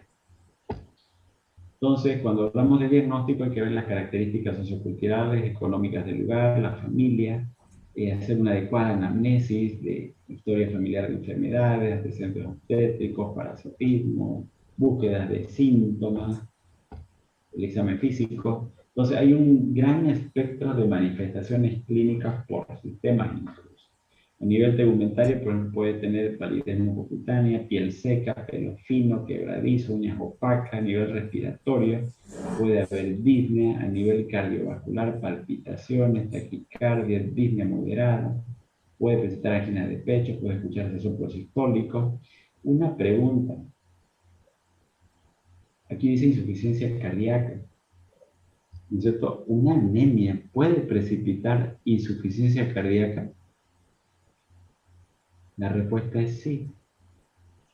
Ahora, la siguiente pregunta sería, ¿por debajo de qué nivel de hemoglobina una persona puede precipitar insuficiencia cardíaca? No significa que en todos, ¿ya? Pero aquellas personas que tienen más predisposición o otros factores relacionados pueden desarrollar o precipitar una insuficiencia cardíaca o descompensar una insuficiencia cardíaca ya preexistente.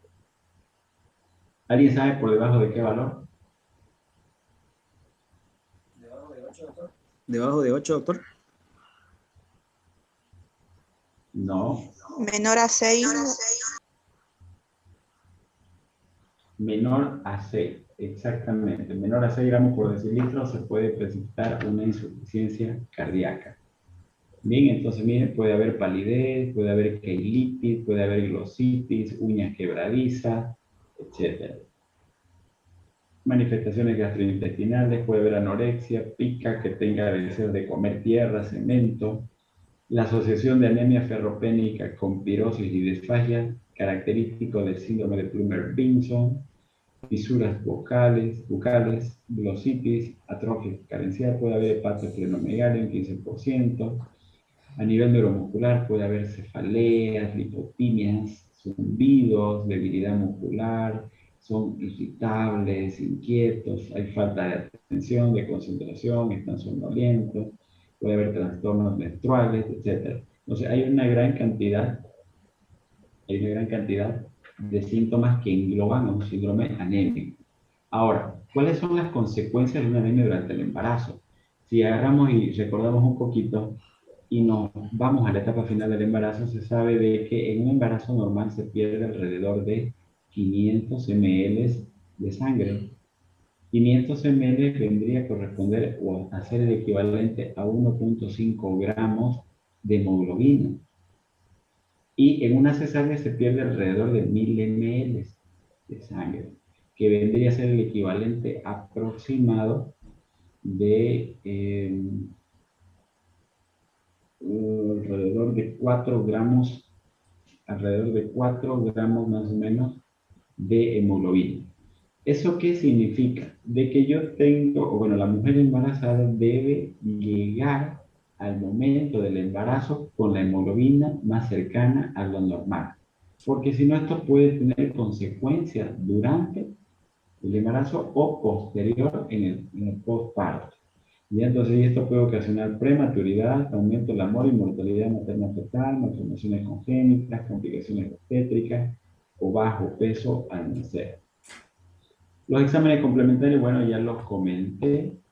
¿Listo? Lo que nos interesa saber en relación al diagnóstico laboratorial es esto de acá en realidad. ¿Cómo se encuentra el laboratorio en una anemia ferropénica? Uno, que hay una reticulocitos disminuidos, ¿listo? Hay una trombocitosis de tipo reactiva o secundaria. El patrón de hierro habitualmente, ¿cómo está? Mi ferritina, la primera en caer, mi hierro sérico, el segundo en caer. Luego, mi saturación de transferrina disminuye lo que inicialmente está aumentado, pero rápidamente se instala la anemia ferropénica y se comienza a disminuir la saturación de transferrina. Y por último, lo único que está aumentado es mi capacidad de fijación del hierro, la transferrina. Esto significa de que la poca cantidad de transferrina que yo tengo, ¿no es cierto?, va a ser para que el hierro se llene en esa pequeña cantidad de transferrina. A eso se refiere. Entonces, así son como se ven en un flotis los glóbulos rojos, ¿no es cierto?, pálidos totalmente, y otros que son más chiquititos en relación al tamaño habitual. En relación al tratamiento de una anemia ferropénica, se basa en el objetivo de restablecer las reservas para lograr balances positivos. Restablecer las reservas significa, en palabras más simples, llenar mis depósitos de hierro. No es más. Llenar mis depósitos de hierro. Y de esa manera voy a tener un balance positivo. ¿Qué significa balance positivo? Que voy a aumentar, por lo tanto, mis niveles de hemoglobina. Y en segundo lugar, mi objetivo es encontrar la causa y tratarla. El tratamiento habitualmente, cuando es una anemia ferropénica, se da por vía oral con sales de hierro. Hay varias formas, como sulfato ferroso, fumarato, gluconato ferroso, que habitualmente se da 30 a 45 minutos antes de la comida y tiene mejor absorción, eso sí, estas tabletas ya con ácido ascórbico, va a decir con vitamina C. Miren lo interesante del tratamiento con sales de hierro, la dosis. Y en relación a la dosis, ustedes se tienen que fijar en las fórmulas comerciales cuánto de hierro elemental tiene esa fórmula. Porque es en base a eso lo que yo voy a dar mis cantidades de tabletitas diarias. Lo que yo necesito para garantizar un tratamiento óptimo son 200 miligramos diarios de hierro elemental. La mayoría de los comprimidos de hierro, perdón, la mayoría de los comprimidos de sales de hierro vienen con 100 miligramos de hierro elemental. Eso significa que le tengo que dar 2 veces al día. Habitualmente yo prefiero darlos a media mañana o a media tarde y con un vaso de jugo cítrico. ¿Listo? Entonces de esa manera se va a absorber más. ¿Qué es lo ideal realizar una vez inicio mi tratamiento? Un recuento de reticulocitos entre los 7 a 10 días. Con estas sales de hierro tiene que ser capaz mi organismo de darme una respuesta reticulocitaria. O sea, significa de que si inicialmente estaba mi reticulocito en 2, ahora ya está en 3 y 4. ¿Te llaman un segundito, hermano? Estoy ahorita en clase. ¿Ya? Entonces, yo tengo que ver la respuesta reticulocitaria en 7-10 días. No se vayan a olvidar de eso, por favor. La hemoglobina comienza a normalizar a partir de las 4 semanas, pero mi tratamiento idealmente tiene que ser dado entre 3 a 6 meses. Entonces, por lo tanto, mi objetivo, vuelvo a decirlo, es llenar mis depósitos de hierro. Entonces, por lo tanto, ya mi objetivo va a ser normalizar mi ferritina. En sencilla cuenta. ¿Hasta cuándo le voy a dar el tratamiento? Hasta que mis depósitos estén llenos.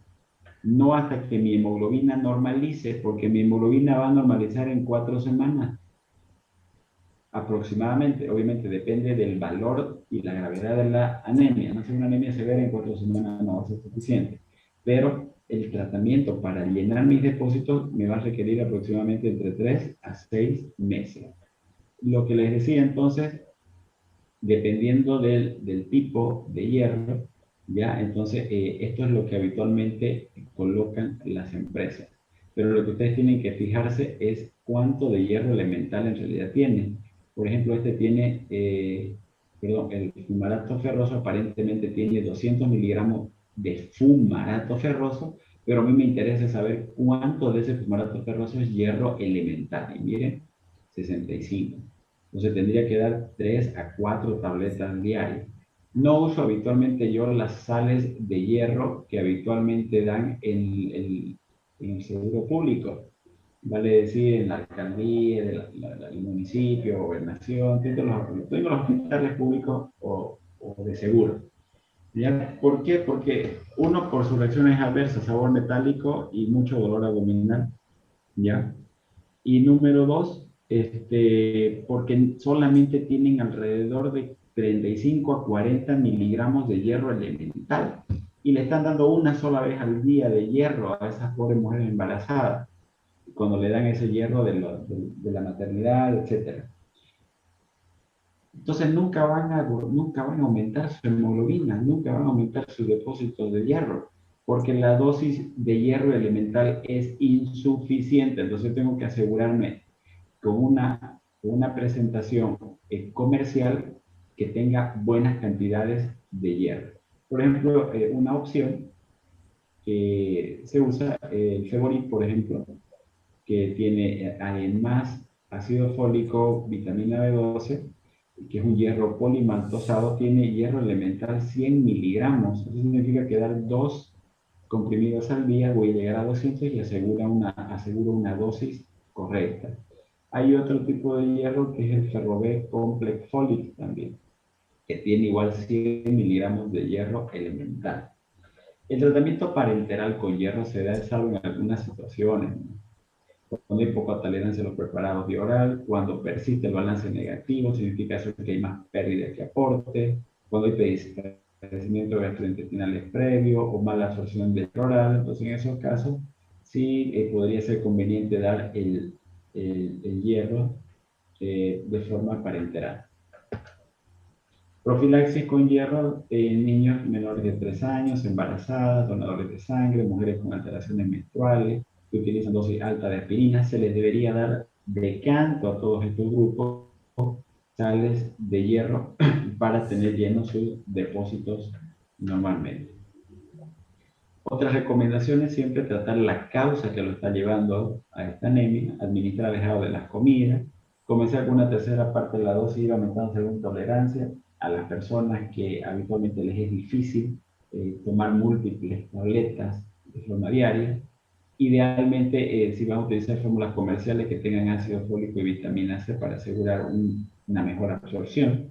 ¿Y cómo es que se evalúa la respuesta al tratamiento? Con el recuento de reticulocitos. No se olviden, entre los 7 y 10 días. Que lo hagan a la semana está perfecto. Si comienzo yo a tener un recuento corregido de reticulocitos que inicialmente estaba en 2, ahora está 2.5, pues fantástico. Me está diciendo que la cantidad de hierro, la dosis que estoy dando, está siendo efectiva, por lo tanto, mantengo esa cantidad de hierro en el tiempo. ¿Listo? A ver, aquí les pongo un caso clínico ya para ir terminando, chicos.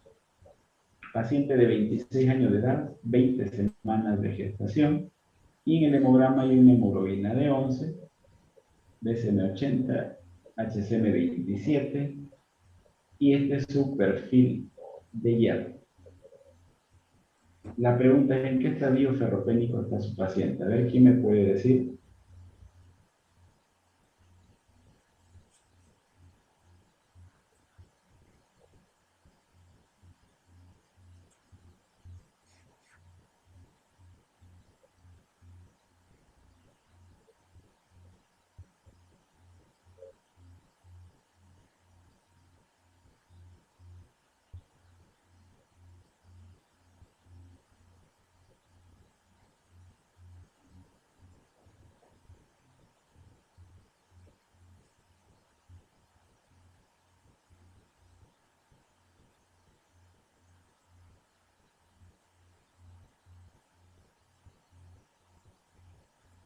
Vamos, chicos, no se duerman.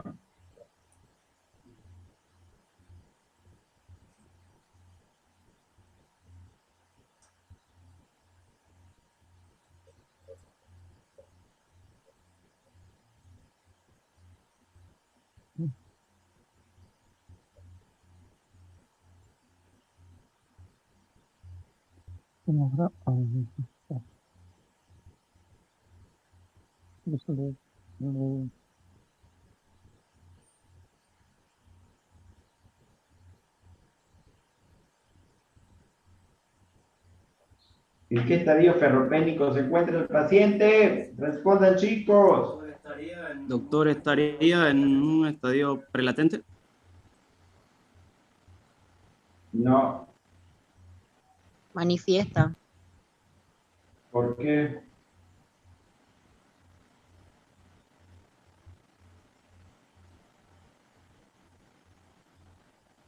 Sintomática, doctor.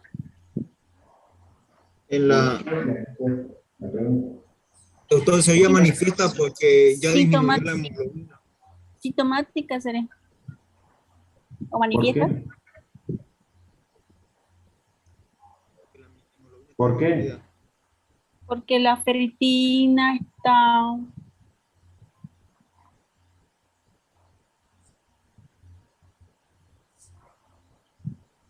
Gerson, respondele. Doctor, sería porque la hemoglobina ya está disminuida, ¿no? Y en Esa la es la latente... respuesta. En el estadio manifiesto ya la hemoglobina comienza a caer, porque la ferritina y el hierro sérico está ya de canto disminuido. Pero en el estadio manifiesto es lo que les estoy diciendo. Lastimosamente todas las anemias las vemos cuando ya la hemoglobina está por debajo de lo normal.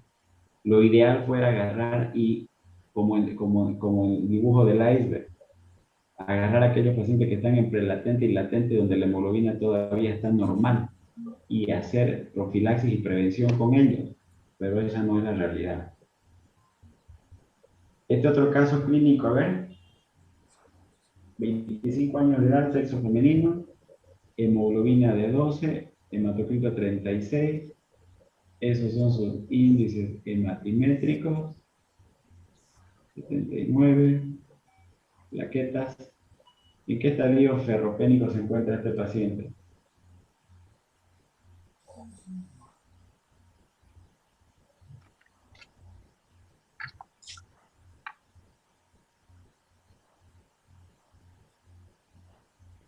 Manifiesto, doctor, por la ferritina disminuida. No es manifiesto.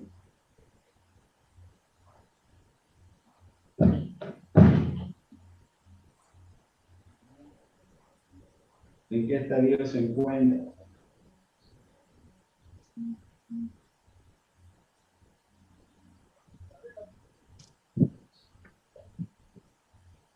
A ver, de nuevo, 3 estadios de la anemia ferropénica. Primero, prelatente.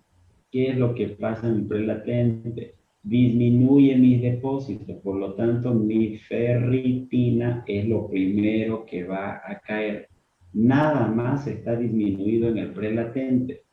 En el latente va a disminuir más mi ferritina y aparte de la ferritina comienza también a disminuir mi hierro.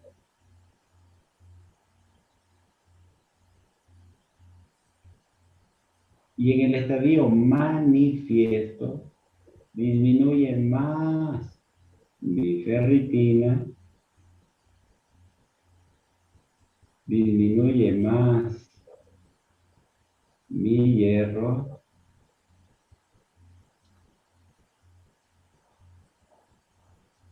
y aquí recién disminuye mi hemoglobina. ¿En qué estadio está ese paciente? Latente, doctor. Latente. Latente.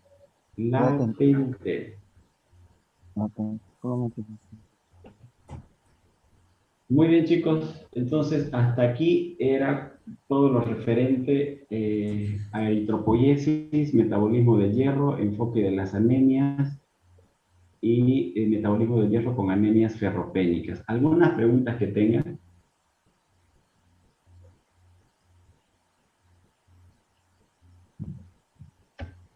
Vamos, chicos, pregunten.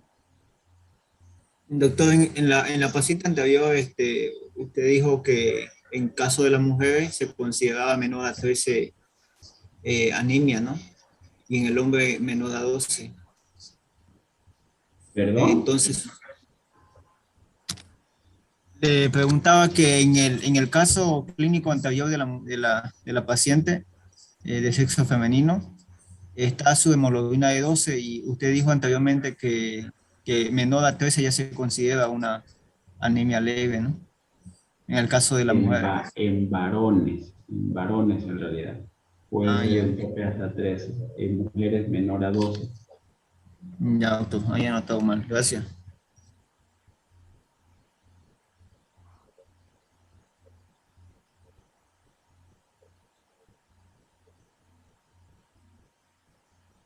María Angélica Peña, ¿para qué sirven los reticulocitos?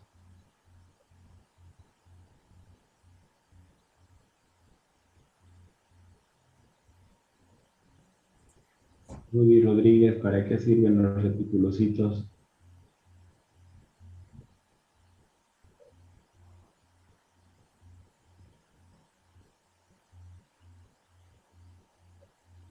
John Sebastián, ¿para qué sirven los reticulocitos? Dentro del conteo de la sangre para observar en los exámenes, para obtenerlo dentro de los exámenes vamos a tener porque podemos observar la reticulocitosis probablemente. Talía, ¿para qué sirven los reticulocitos? Para poder evaluar lo que es la eritropoyesis y también para poder observar si el tratamiento lo podemos, para poder ver si hay un aumento de la ferritina en el tratamiento que le han dado al médico. Lo vamos a hacer más sencillo. Los reticulocitos me sirven para evaluar de forma indirecta la eritropoyesis y también me sirven los reticulocitos para valorar la respuesta al tratamiento con sales de hierro. ¿Listo? David. Yasmín Noelia Ríos. ¿Cómo se clasifican las anemias de acuerdo a los índices hematimétricos?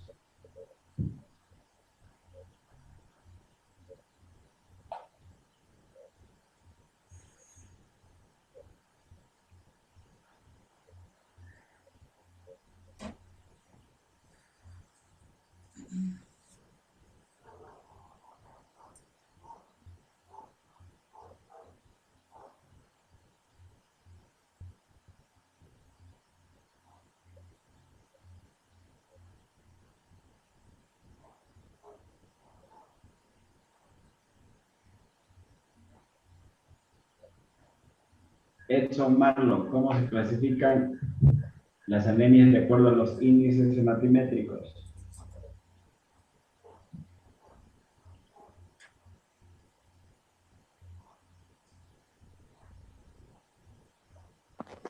Muchas buenas noches. Eh, en anemia microcítica, normocítica y macrocítica.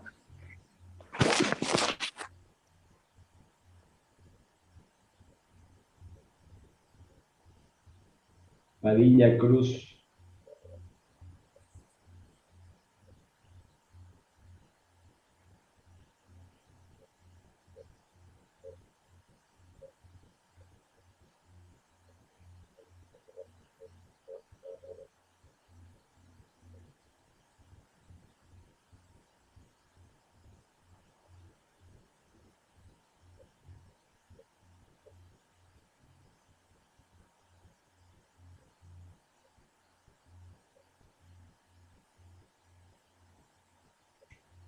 Romina Padilla.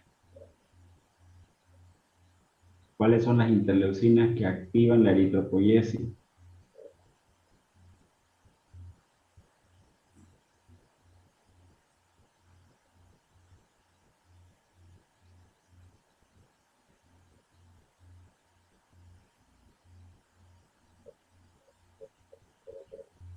Margarida Chávez, ¿cuáles son las interleucinas que activan la eritropoyesis? Buenas noches a todos. Si no me equivoco, es la 11, interleucina 11. ¿Cuál Si más? no, la 3. La 3. ¿Cuál Me acuerdo más? de estas dos. Me acuerdo de estas dos.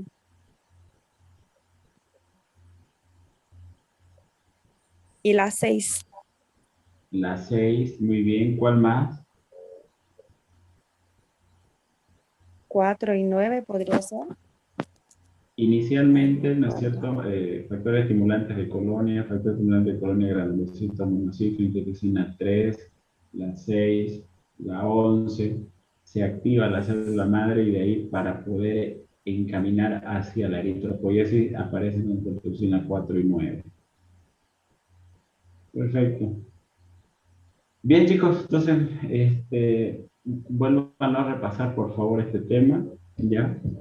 Y ya la siguiente semana vamos a hablar de otro tipo de anemias que son ya las normocíticas, normocrómicas y las macrocíticas. ¿Listo?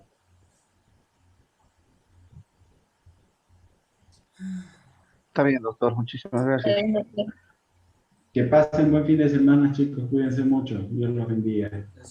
Gracias. Igualmente, doctor. Hasta luego. Hasta luego, doctor.